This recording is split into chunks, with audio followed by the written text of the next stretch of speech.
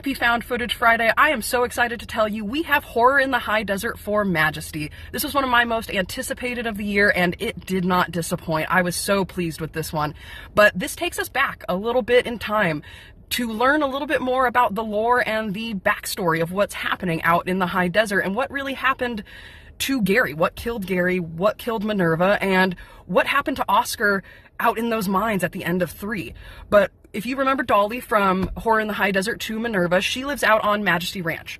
Her family has owned that property. It's the largest ranch out in the high desert area, and they had been experiencing things out there for decades. And she found the evidence that her father had been collecting for years and years.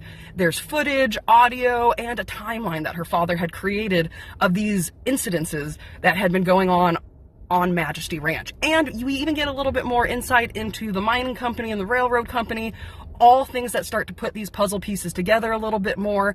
I don't want to say too much about what's on the footage because it is damn creepy and super unsettling.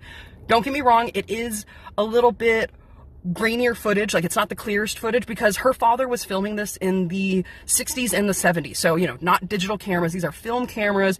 The audio isn't quite as good as if he was like filming on digital, but that's what makes it so creepy. Realizing he was out there so long ago in the dark, so far away from everyone with just this film camera trying to figure out what the hell is going on his property before something bad happens to his family. This was a great continuation to the story. It doesn't answer everything. I have more questions, even though I did get some answers, but like I said, I don't want to say too much. I really want you to check this one out. You will want to make sure you have watched 1 through 3 before you watch 4, because they reference things that happened in the first 3 movies throughout this one.